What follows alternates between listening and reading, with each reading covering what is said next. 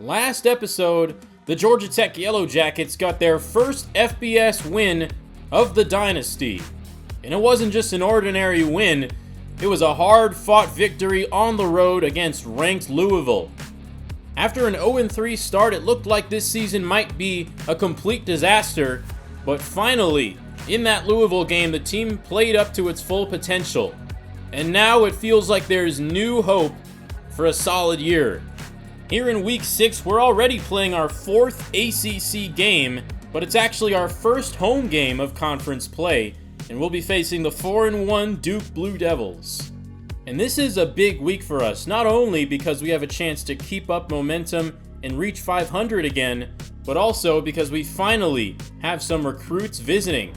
We did have some guys visit during the Week 4 bye, such as tight end Cliff Yates and cornerback Damian Rowland, but neither player has committed to us yet. This is the first week where recruits are visiting a game, and it's going to matter whether we win and how much we win by. Calvin Johnson is already hot on the recruiting trail since becoming the Georgia Tech coach. He's swinging for the fences with 5-star safety Billy Russo at the top of our board. He will be visiting today, and so will his family, all the way from Tallahassee, Florida. The #1 free safety in the country. He could be a game-changing defensive player if we're able to land him.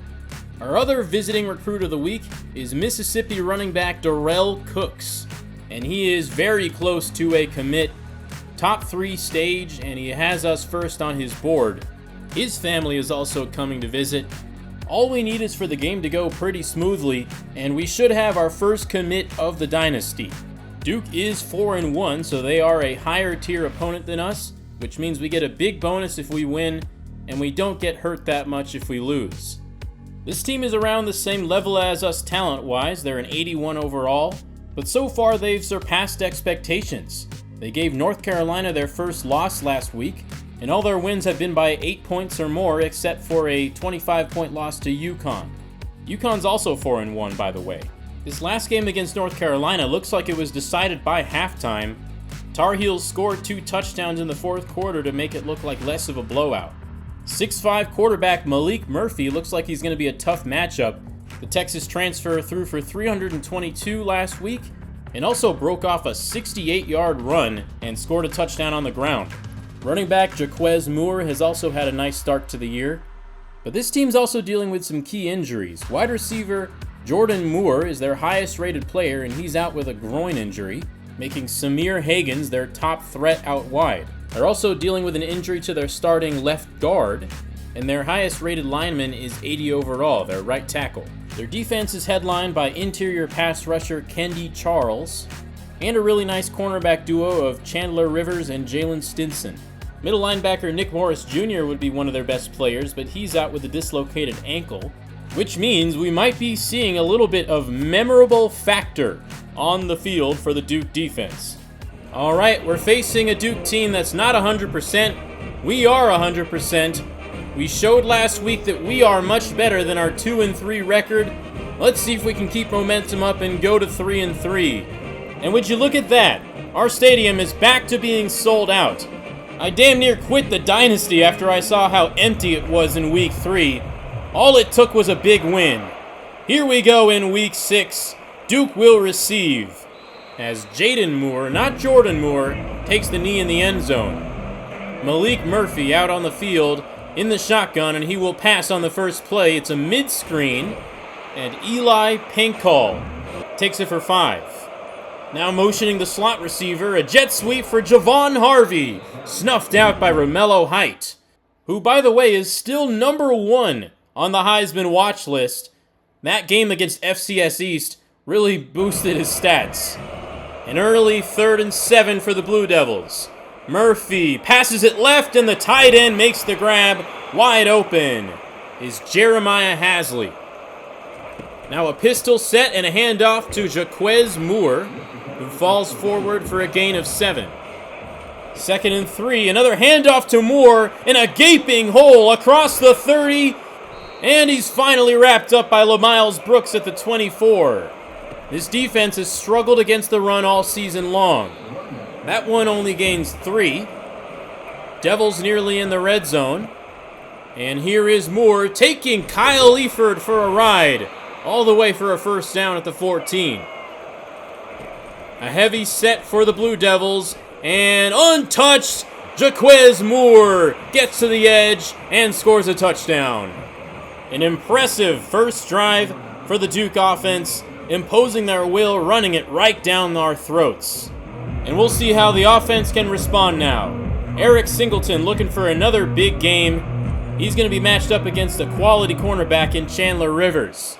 We'll see who wins that matchup. Play clock running down. We barely get the snap off, and it's a handoff to Trey Cooley for a gain of 3. Now here's Jamal Haynes motioning to the right, receiving it, taking off and winning the foot race to the first down markers. He has been really impressive as a receiving back so far this year. Now King with a fake and a quick throw out to Singleton, who turns upfield, still going across the 40, making the entire defense miss, and we're up to the 33, just like that. Eric Singleton Jr. is a home run hitter.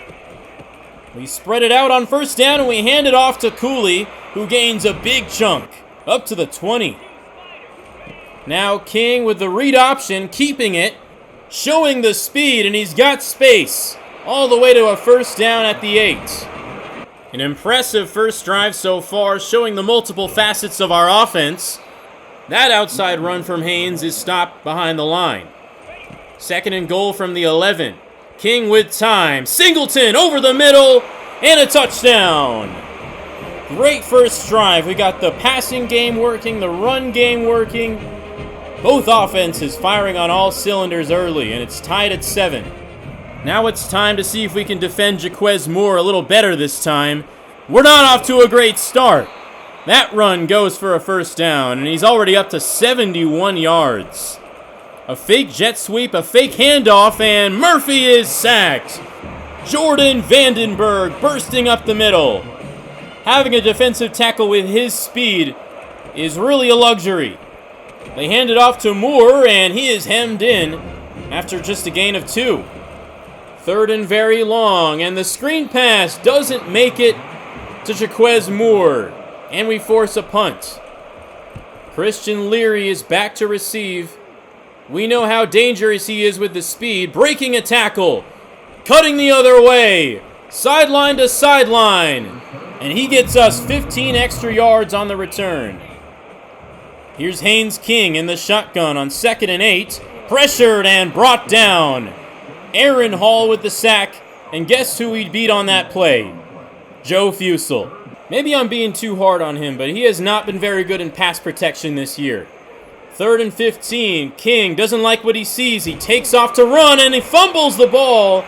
The left tackle, Corey Robinson, recovers it, and we're able to punt the ball away.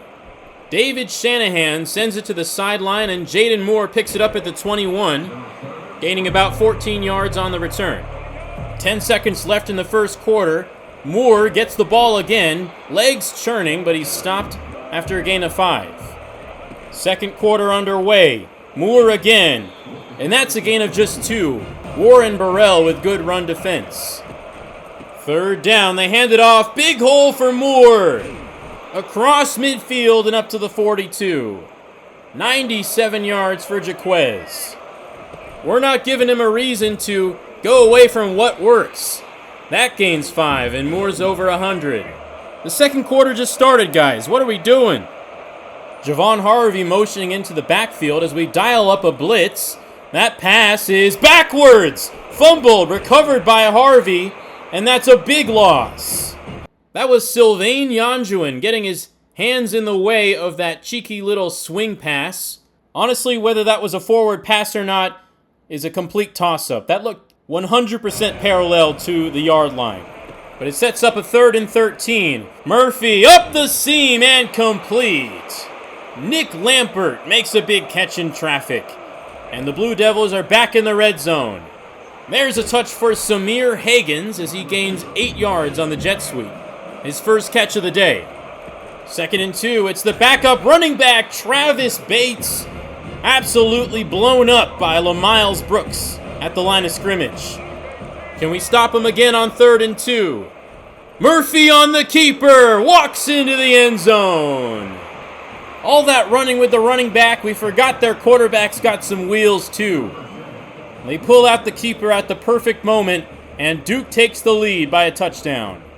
Romello Height completely bit on that fake handoff, even tackled Jaquez Moore.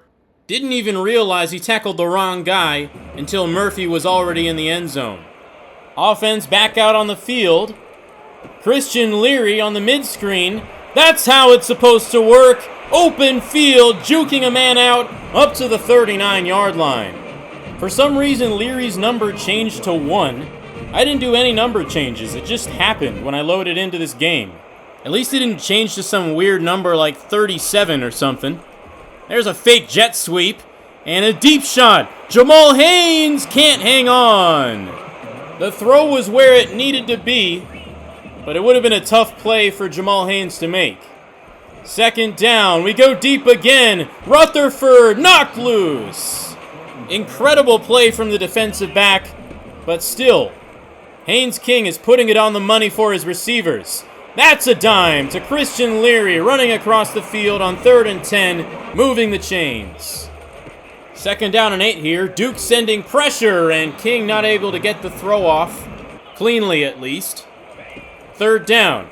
We go to our bread and butter. That play won us the game against Louisville, but it doesn't work there. Drive stalls out, and Duke has a chance to extend their lead. Samir Hagans makes that grab. Now a 3rd and short for Murphy. Moore, stop behind the line. Zeke Biggers shed his block and got there first. And it's a 3 and out, forced by our defense.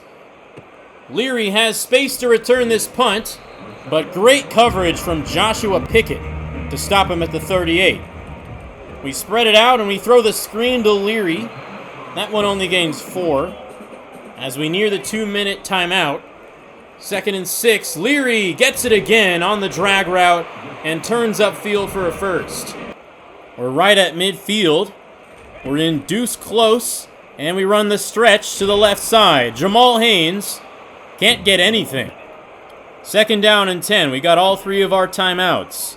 King back to pass. Rutherford with the grab over the middle, pinballing off defenders. Not able to get the first down. I thought he got it, but the refs say no. We try to run it with Haynes, and it's stopped by Aaron Hall. If only the center, Weston Franklin, could have held his block just a half a second longer, we would have gotten it. But with 55 seconds left, we're keeping the offense out. Malik Rutherford, jet sweep. Can he make it to the edge? He's brought down just short. Terry Moore, a 4th Moore on this Duke team, makes the play. I mentioned earlier my depth chart got messed up. For some reason, my wide receivers got flip-flopped. That play should have been for Christian Leary, like it always has been. That's just so frustrating. 47 on the clock. Murphy finds Nick Lampert in the soft spot of the zone, and they're in Tech territory. Murphy over the middle. It's caught by Lampert again. Only a gain of 6. Duke threatening to make this a 2-score game. That one nearly picked off. Saeed Gibbs was there. Couldn't hang on. 3rd and 4. We get a good rush, and Murphy loses the ball. Yellow Jackets have it. That was Machias Scott creating instant pressure up the middle, forcing the fumble, and Romello Height was there to scoop it up. Our defense may have some issues, but our pass rush, at the very least, has been elite. As we put the ball back in Haynes King's hands with 27 seconds to go. A pass out to the flat. It's Rutherford gaining 4. We're at our own 45. We just need to get in field goal range. 2nd down, it's Rutherford again. Room to run down the sideline up to the 37. 17 seconds, and we have both of our timeouts. King is protected. Looking downfield. Christian Leary takes the top off the defense. Touchdown, Georgia Tech, as the first half winds down. That play, he was definitely lined up in the right spot. As he gets almost 5 yards of separation on Jalen Stinson, the cornerback guarding him, who himself has 95 speed. That was just an excellent route and a great throw from King. This offense is really dangerous in the 2-minute drill. We've scored so many touchdowns right before halftime in this series in just a handful of games. And that explosive play ties it up at 14 going into the locker rooms. Obviously, we have Billy Russo and Darrell Cooks in the stands right now watching this game, but here's some other news in recruiting this week outside of that. Unfortunately, we got some sad news last week. Antonio Genis is committed to Georgia over us. And not only that, but Darrell Hadnot has chosen Miami. So that's 2 lost recruiting battles for top offensive line targets. But on a more positive note, we have figured out the ideal pitch for Evan Haslam, and it is workhorse. Haslam is one of the 3 5-star players we are targeting. He is the first and only 5-star gem player that I have seen in my many hours playing this game. Just imagine a future defense with Haslam at corner, Russo at safety, and Isaac Prochet at the line of scrimmage. Right now, all 3 of those players have us at number 1 on their boards. We already scheduled Russo's visit for this week. Isaac Prochet is scheduled for the Notre Dame game. And now we are able to schedule Haslam for Notre Dame as well. He'll be doing a podcast interview to showcase our A- brand exposure. And since we lost out on Hadnot and Genis, I put another offensive lineman on my board. This is Grant Kenyon. He is a high 3-star recruit, really balanced ratings for run blocking and pass blocking, and right now only being pursued by Cincinnati. We're giving him 30 hours to see if we can get on his board. And since we're first in line to land wide receiver Sean Zeese, why not go after another one? Patrick Arianes is ranked number 49 in the country, out of Chesapeake, Virginia, and he looks absolutely ridiculous. 6'4" with 96 speed, 80 catching, 79 deep route. He looks like he'd be the perfect replacement for Christian Leary, who's graduating after this year. And he currently has no serious offers. Currently, Bama and Ohio State are his top 1 and 2. I'm giving him 35 hours right now just to try to get on his board. We'll see if it works as well as it did for Isaac Prochet. Last episode, I scouted this fullback, Ben Rincon, and now that we have some leftover hours, we can start recruiting him as well. Alright, not a whole lot going on in recruiting this week. Let's get back out to Bobby Dodd for the second half. Yellow Jackets receive first, and it's a carry for Jamal Haynes to the outside, gaining 2. We haven't gotten him going yet this week. -1 rushing yards, and he stopped again. Jalen Stinson makes it -4 rushing yards. 3rd and 11, King fires deep center, and that one didn't have much of a chance. Quick first drive for the offense here in the 3rd quarter, as we're back to trying to stop Jaquez Moore.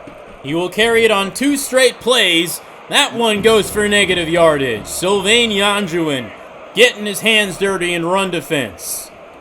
3rd down, Murphy's pass is broken up. E.J. Lightsey knocked it free from Lampert. And both teams go 3 and out to start the second half. Christian Leary refuses to call fair catch, makes a move upfield, up to the 25. Still trying to get Jamal Haynes in rhythm. We're dialing up a stretch to the left.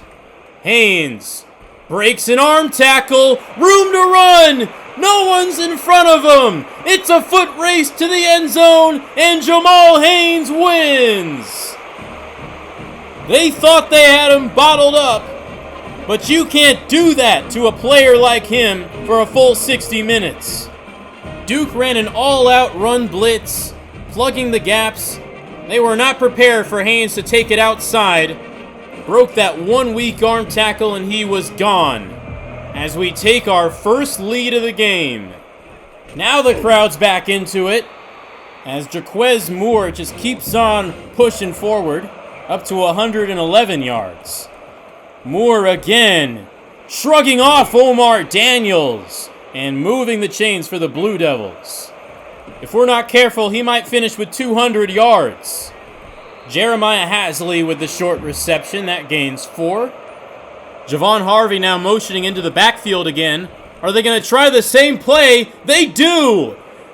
And this time it works to perfection. Harvey across the 25. That's a nifty little play right there. Unfortunately, Yanjuan can't stop it every time. Murphy picked off! Clayton Powell-Lee jumps the route, and he is off to the races. 30, 20, 10, touchdown for the Georgia Tech defense. 79 yards to the house. Not too long ago, we were down 14-7. We've just been making big play after big play, and now that's resulted in a 2-score lead. Bad decision there from Malik Murphy. Just chucked it at his top receiver when he saw Jordan Vandenberg bearing down on him. 28-14, Georgia Tech leads. Murphy gets a second chance, and he hits his tight end in the flat, and he turns up the sideline for the first down. Now a handoff and a reverse to Javon Harvey. Great angle from Yanjuan on the edge, forcing Harvey to turn it inside and be taken down for a loss. Sylvain Yanjuan's not having any of this Blue Devils trickery. And there's Lightsey making a big hit over the middle, knocking the ball loose. 3rd and 12, Murphy fires, and it's dropped by Lampert. Lampert's normally a backup, but he's been thrust into action with the injury to Jordan Moore. It showed there, as the Blue Devils get the ball back. Nice run from Haynes, that gains 4. Now with the lead, we're trying to go to Haynes more and more. That's blocked well, and Haynes gains 5. 3rd and 1 at the 43. It's a power run for Haynes, and he makes an excellent cut. All the way up to the 37, first down.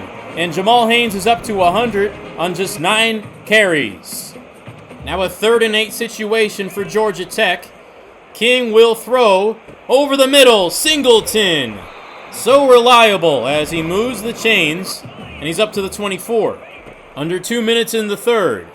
King to Haynes, catch is made across the first down, up to the 11. Haynes again showing excellent ability to catch passes. Now Haynes King rolls to the left, taking off for the pylon, and he's pushed backwards. Didn't get the touchdown, but he got the first down. Now it's Trey Cooley in the backfield, and he follows blockers for the touchdown. The Ramblin' Wreck is surging ahead. Now with a 21-point lead with the extra point. We have scored 4 unanswered touchdowns. As the 3rd quarter winds down, Lampert can't make the catch again. As the 4-1 Blue Devils are struggling to find an answer here. 3rd and 6 for Malik Murphy. Quick pass up the seam, caught by the slot receiver Harvey. Omar Daniels got beat in man coverage. First down, another quick pass. Lampert gets a foot in bounds. A gain of 7. We send pressure on 2nd down, and Murphy gets it out. That is Jontavius Robertson. First down at the 25. Duke needs to score here if they want any chance at coming back. There is Harvey on the grab up the middle for 6. We're making another aggressive call, sending the linebackers on the blitz. And Jaquez Moore runs right past them. A $140 for the running back. 1st and goal at the 6. Moore breaking free from height, and he's in for the touchdown. We're just 8 minutes away from going to 3-3, but we can't rest yet. First down, King takes off to scramble, gaining 9. As we try to control the clock. Running it all the way down to 6 seconds. Haynes gets to the edge. Staying in bounds with the spin move and brought down at the 49. They might have a good running back, but we've got one too. King, RPO pass. Brett Seither makes the grab, makes a move, and he's gone. Touchdown. That might be the knockout blow. This does not look like a team that went 0-3 in their first 3 games. The offense operating to perfection. This is such a nice play design, especially when you have a weapon like Brett Seither. I love having a big tight end going up the seam, and an RPO just makes it that much more dangerous. 42-21, Georgia Tech on top. Under 6 minutes to go, Malik Murphy converts it on third down to Samir Hagans. Murphy protected on first down. A pass over the middle, that's Eli Pankol, as Murphy gets over 200 yards. At the 36, Murphy finds Hasley on the left sideline. Blue Devils trying to end this game on a good note. Murphy, an RPO, blown up by Vandenberg. Instant pressure up the middle. Under 4 minutes to go, Murphy keeps it and is brought down by Micaiah Scott. We decline the holding penalty, and we get a 4th and 7. Murphy in the pocket, going for the end zone, knocked away. Amari Harvey ends the drive as the Yellow Jackets are cruising to a win. We get our first look at backup quarterback Zach Pyron, and his first pass is going to go for 7 yards. Christian Leary turning nothing into something yet again. Now we fake the jet sweep and we give it to backup running back Jamie Felix. That's his first carry of the season, and a productive one. Another jet sweep for Leary. He cuts it inside, navigating through the defense to the 39. We're not stopping yet. He's making Pyron's stats look real good. Felix into the teeth of the defense. More good blocking, but Weston Franklin, the center, comes up limping. Luckily, it's not a serious injury, but his day is done. The right guard Rutledge will move to center, while Brandon Best will make his debut at guard. 3rd and 12, we keep it on the ground. Felix is stopped after a gain of 4. He's looked very good on this drive. And just for kicks, we tack on a field goal from Aiden Burr that goes straight down the middle. Duke will possess the ball for the last 30 seconds of the game as they try to make this seem like less of a blowout. Samir Hagans takes that to the 47. Now Murphy to the right side. Hasley on the reception. They're still calling timeouts.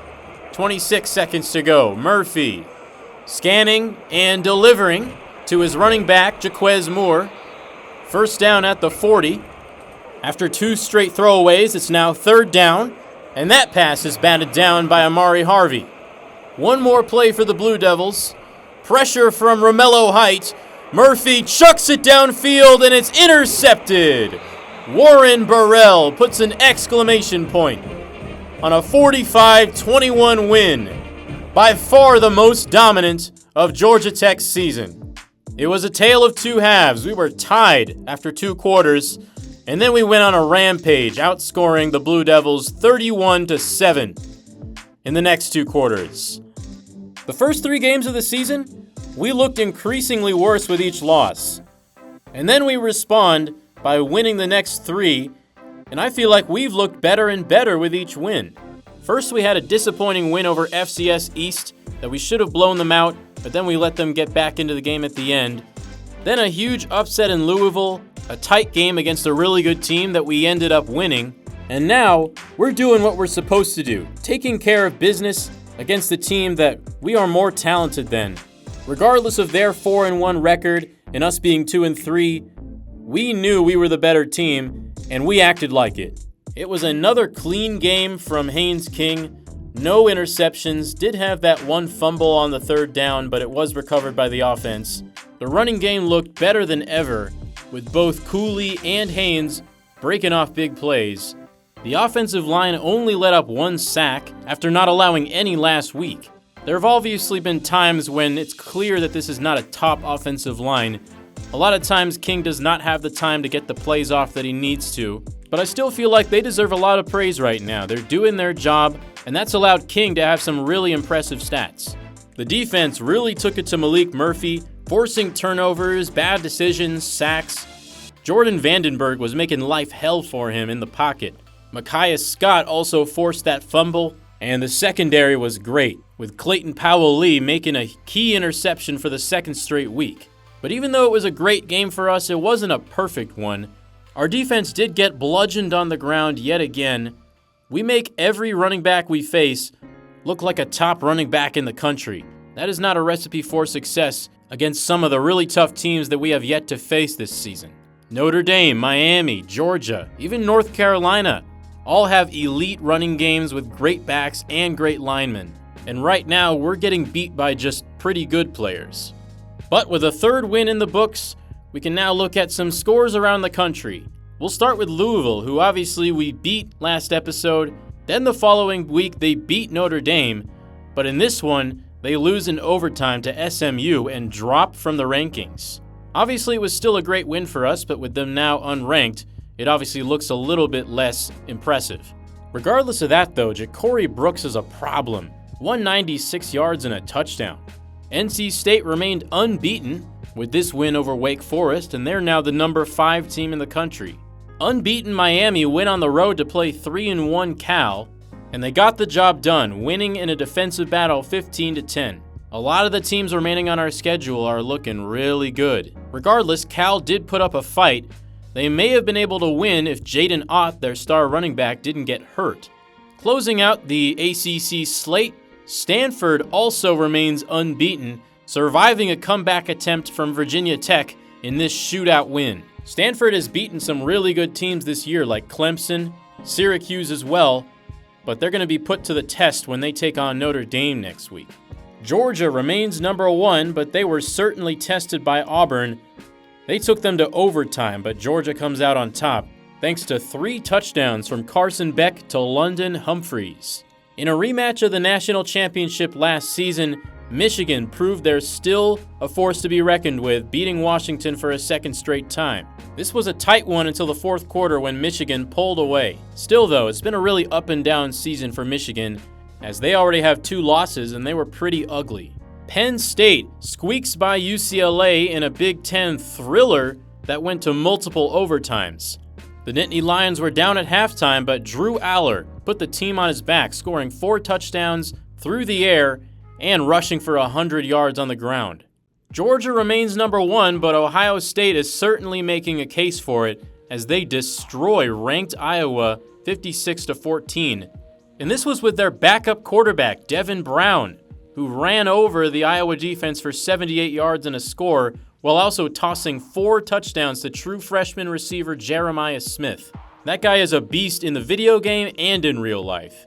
Oregon came into this game with something to prove, absolutely hammering Michigan State 69-7. A really nice game from Dylan Gabriel, tossing 6 touchdowns. This team couldn't beat their rival Oregon State on the road, but outside of that, they have been dominant. Tennessee is still unbeaten as they win this thriller over Arkansas thanks to a monster game from Nico Yamaleava throwing for 469. Another unbeaten team is Texas Tech, who beat Arizona on the road by 21. Baron Morton has this team in contention for a Big 12 title. He went crazy in this one, throwing for 3 touchdowns, running for 2 more, 102 yards on the ground. Florida was tested by their neighbors, UCF, but they hold on for the 3-point win here and keep their number 16 ranking. And lastly, Rutgers is one of the biggest surprises of this season. They are unbeaten as they beat Nebraska on the road 34-31 thanks to a fourth quarter comeback. All right, that concludes week 6. We're back to 500. We're feeling good. Remember, we had 2 recruits visiting that game. Let's see what happens. Yes! We get our first commitment of the series, and it is 5-star safety, Billy Russo. And on top of that, we also get Darrell Cooks, 4-star running back. Georgia Tech is on its way back. What a start to the recruiting class. It took a while for us to get our first commitments, at least compared to the other top schools, but we get them now, and our championship contender grade goes up to a B-. That is huge. That is enough to meet the deal breakers for players that were initially at risk of transferring. What a stretch for the Yellow Jackets, 3 straight wins and a 5-star commitment. Not too long ago, we were last in the ACC standings. Now we are 7th. But this conference is coming together really interestingly. Stanford is at the top, followed by Boston College, Miami, NC State, and Pittsburgh. Those are all the undefeated teams in conference play.